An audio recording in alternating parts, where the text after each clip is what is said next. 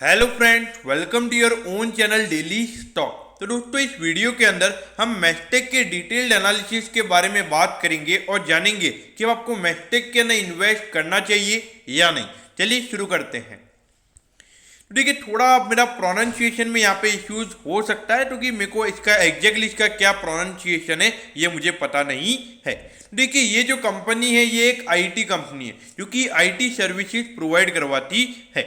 अब जैसे कि अगर हम इसकी सर्विसेज की अगर हम बात करें, देखिए पहला आता है आईटी कंसल्टिंग, यानी कि अगर कोई भी बिजनेस है तो अगर उसको अपना सारा जो है काम है अगर उसको डिजिटलाइज करना है तो वो ये सर्विसेज प्रोवाइड करवाते हैं। उसके अलावा एप्लीकेशन डेवलपमेंट, यानी कि अगर आपका कोई बिजनेस है, अगर आपको ऐप वगैरह बनाना है तो वो भी ये कंपनी प्रोवाइड करवाती है।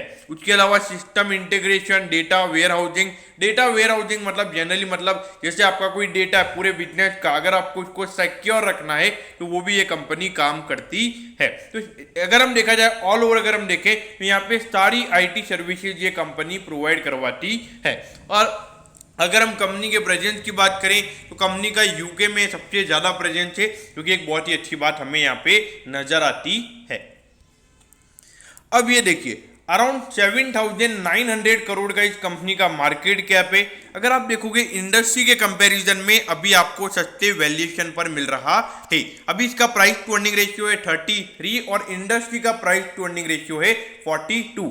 और देखिए, पिछले 4 क्वार्टर्स का ये जो प्राइस टू अर्निंग रेशियो अगर हम जो कंपनी की अर्निंग्स है उसके बेसिस पर अगर हम देखें तो कंपनी का जो प्राइस टू अर्निंग रेशियो आता है वो निकल कर आता है 33। लेकिन जो अप्रैल से जून वाले क्वार्टर में जो कंपनी का परफॉर्मेंस है, अगर वो परफॉर्मेंस कंपनी हर क्वार्टर में अगर कम से कम उतना भी प्रॉफिट अगर कंपनी कमाती है तो उसके बाद अराउंड 28 से 29 का कंपनी का प्राइस टू अर्निंग रेशियो निकल कर आता है। उसके अलावा अगर हम बात करें तो डिविडेंड यहाँ पे कंपनी का कम है, क्योंकि एक ग्रोथ स्टॉक है। अपना जो भी प्रॉफिट होता है उसको री इन्वेस्ट करके यहाँ पे अपने बिजनेस को ग्रो करने में कंपनी बिलीव करती है। तो इन फंडामेंटल पॉइंट ऑफ व्यू से अगर हम देखें, वैल्यूएशन पॉइंट ऑफ व्यू से अगर हम बात करें तो यहाँ पे बिल्कुल भी हमें अंडर वैल्यूड ये स्टॉक नजर नहीं आता है। अब ये देखिए, अगर आप देखोगे अगर हम कंपनी के रेवेन्यू की अगर हम बात करें, यहाँ पे हर साल जो कंपनी के रेवेन्यूज के नंबर है वो हमें यहाँ पे बढ़ते हुए नजर आ रहे हैं। और अगर प्रॉफिटेबिलिटी की अगर हम बात करें तो हर साल यहाँ पे कंपनी की प्रॉफिटेबिलिटी भी हमें बढ़ती हुई नजर आ रही है। ऑल्दो 2021 में जो हमें डिजिटलाइजेशन का जो इतना तरीके से जो पेनिट्रेशन हमें यहाँ पे बढ़ता हुआ नजर आया है, उससे कंपनी की जो रेवेन्यूज है अगर आप देखोगे ऑलमोस्ट अगर हम देखें तो 50% से कंपनी के रेवेन्यूज बढ़े हैं और प्रॉफिटेबिलिटी ऑलमोस्ट कंपनी की हमें डबल होती हुई नजर आई है। तो 2021 वाला फाइनेंशियल ईयर कंपनी के लिए एकदम आउटस्टैंडिंग रहा है। अब देखिए, अगर हम कंपनी के शेयर होल्डिंग पैटर्न की अगर हम बात करें तो ये थोड़ा अनअट्रैक्टिव हमें नजर आता है, क्योंकि जो कंपनी के प्रमोटर्स का होल्डिंग है वो यहाँ पे 44% है।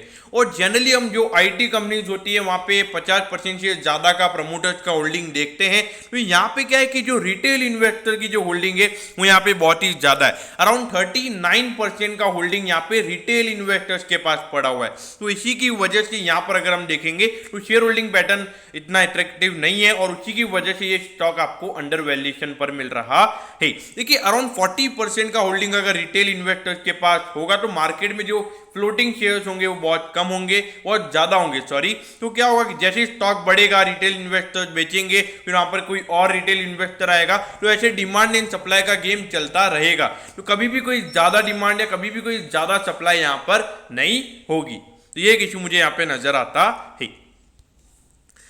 अब अगर हम यहाँ पे पिछले 3 क्वार्टर्स के कंपनी के परफॉर्मेंस की अगर हम बात करें तो देखिए, पिछले तीनों क्वार्टर से लगातार यहाँ पे जो कंपनी के रेवेन्यू के नंबर है वो हमें बढ़ते हुए नजर आ रहे हैं। तो अगर आप यहाँ पर अगर आप देखोगे अराउंड 41 करोड़ से कंपनी का रेवेन्यू हमें बढ़ता हुआ यहाँ पे नजर आया था, यानी कि अराउंड 9 से 10% की ग्रोथ हमें quarter on quarter basis company के रेवेन्यू में देखने को मिली थी। उसके बाद अगर हम देखें तो अराउंड 33 करोड़ के यहाँ पे कंपनी का जो रेवेन्यू का नंबर है वो हमें यहाँ पे बढ़ता हुआ नजर आया था। इन परसेंटेज वाइज अगर हम बात करें तो अराउंड 7 से 8% की growth quarter on quarter basis यहाँ पे कंपनी ने दिखाई है। देखिए ये जो कंपनी ने यहाँ पे 80 करोड़ का प्रॉफिट कमाया है, इसके बेसिस पे भी 28 से 29 का कंपनी का प्राइस टू अर्निंग रेशियो आता है। यानी कि अगर कंपनी आने वाले तीनों क्वार्टर में अगर 80 करोड़ का प्रॉफिट भी हर क्वार्टर में अगर कंपनी कमाती है तो उससे यहाँ पे 28 से 29 का कंपनी का प्राइस टू अर्निंग रेशियो आएगा। लेकिन देखिए यहाँ पे जिस तरीके से कंपनी के जो 5 से 6% की यहाँ पे कंपनी रेवेन्यू में ग्रोथ दिखा रही है, प्रॉफिटेबिलिटी की भी अगर हम बात करें तो 5 से 6% की ग्रोथ हमें यहाँ पर भी देखने को मिल रही है। तो अगर ये नंबर और बढ़ेगा तो कंपनी का ईपीएस 120 रुपीज तक जा सकता है अगर हम पूरे फाइनेंशियल ईयर की बात करें तो। वैल्यूएशन पॉइंट ऑफ व्यू से यहाँ पे काफी अट्रैक्टिव है और अगर हर क्वार्टर एंड क्वार्टर बेसिस यहाँ पे 5% की ग्रोथ अगर कंपनी दिखाती है तो मेरे ख्याल से वैल्यूएशन पॉइंट ऑफ व्यू से यहाँ पे कोई भी इश्यूज हमें नहीं होने चाहिए। अब अगर हम यहाँ पे कंपनी के रिटर्न रेशियोज की अगर हम बात करें तो देखिए पहले जो ये रिटर्न रेशियोज के नंबर थे वो काफी कम थे एज एन आईटी कंपनी अगर हम बात करें तो। लेकिन अभी अगर आप देखोगे 24% का कंपनी का रिटर्न ऑन इक्विटी का नंबर है। यहाँ पर अगर आप देखोगे रिटर्न ऑन इक्विटी का नंबर काफी अच्छा है। उसके अलावा रिटर्न ऑन कैपिटल एम्प्लॉयड की अगर हम बात करें तो ये नंबर है 22.21। तो ये नंबर भी अगर हम देखें तो पिछले साल से हमें डबल होता हुआ नजर आया है। अगर रिटर्न ऑन एसेट की बात करें तो ये नंबर भी अराउंड 9% है। तो अगर आप देखोगे अगर तीनों रिटर्न रेशियोज की अगर हम बात करें, तीनों रिटर्न रेशियोज हमें यहाँ पे काफी अच्छे नजर आते हैं। देखिए आपको ऐसा लगेगा कि जो आउट परफॉर्मेंस हमें इस साल देखने को मिला है, क्या आउट परफॉर्मेंस इस साल भी कंपनी का रहेगा?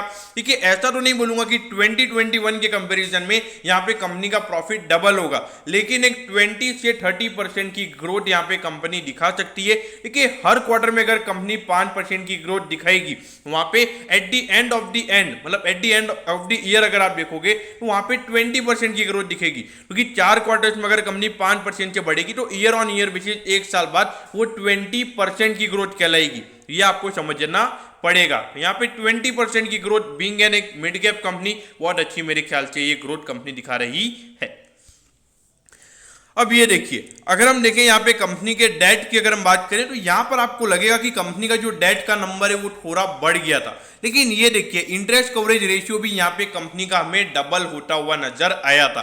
इसका मतलब क्या है? ये 47 नंबर क्या इंडिकेट करता है? इसका मतलब ये है कि जितना इंटरेस्ट कंपनी को पे करना है उसका 47 टाइम कंपनी ऑपरेटिंग प्रॉफिट कमा रही है। और पहले ये नंबर कितना था? 22 टाइम।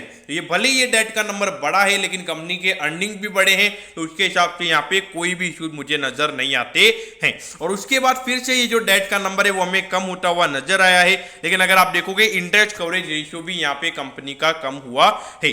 तो ये कम क्यों हुआ है? क्योंकि ये जो नंबर से थोड़े एडजस्टेड होते हैं। अभी ये नंबर जो कंपनी ने डेट कम कर दिया तो वो इसके अंदर इंक्लूड नहीं होगा, तो उसकी वजह से ये नंबर कम हुआ है।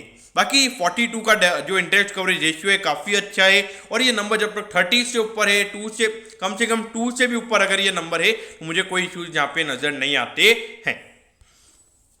अब ये देखिए 3136 रुपीज पे ये स्टॉक अभी ट्रेड हो रहा है और 3210 का स्टॉक का ऑल टाइम हाई है। तो अराउंड 2 से 2.5% ये स्टॉक अपने ऑल टाइम हाई से अभी आपको डिस्काउंट पे मिल रहा है। मतलब ज्यादा यहाँ पे करेक्शन हमें हाई से देखने को नहीं मिला है।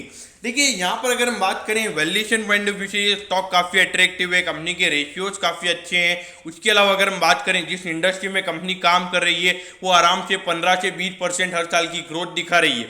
और अगर कंपनी की अगर हम बात करें मैनेजमेंट काफी अच्छी है, तो ये कंपनी थोड़ा अगर हम बात करें जो 20% की इंडस्ट्री वाइज ग्रोथ है तो ये कंपनी 3 से 4% की ज्यादा ग्रोथ भी हमें दिखा सकती है। तो अगर आपने यहाँ पे लॉन्ग टर्म के लिए इन्वेस्ट किया हुआ है बने रहिए। अगर इन्वेस्ट करना चाहते हैं इन्वेस्ट कर सकते हैं, अभी भी कर सकते हैं। अगर उसके बाद में यहाँ से अगर थोड़ा मार्केट करेक्ट वरेक्ट करता है 10 से 15% अगर स्टॉक में हमें करेक्शन देखने को मिलता है तो मेरे ख्याल से एज एन इन्वेस्टर ये आपके लिए अपॉर्चुनिटी होगी कि अच्छा स्टॉक आप आपके वैल्यूएशन पर और ऐड कर सकते हैं। अगर हम शॉर्ट टर्म की बात करें तो अभी शॉर्ट टर्म की अगर हम बात करें स्टॉक एकदम बुलिश मोड में है। जिस तरीके से यहाँ पे कामकाज हो रहा है मुझे लगता है अगर मार्केट नॉर्मल वे में रहता है तो 1 से 2 महीने में यहाँ पे 3500 रुपए तक ये स्टॉक हमें जाता हुआ नजर आ सकता है। देखिए ऑल्दो ये मेरा कोई पर्सनल है, ये मेरा पर्सनल ओपिनियन है। आपको जो भी काम करना है अपनी खुद की रिसर्च करके या फिर आपके अपने फाइनेंशियल एडवाइजर से पूछकर ही आपने काम करना है। तो दोस्तों मैं होप करता हूँ कि मैस्टेक के जो डिटेल्ड एनालिसिस के बारे में हमने बात की है वो आपको अच्छे समझ में आ गई होगी। अगर आपकी कोई भी क्वेरीज है तो आप कमेंट कीजिए, मैं जरूर आपके कमेंट पर रिप्लाई करूंगा। ओके दोस्तों, thank you, have a nice day.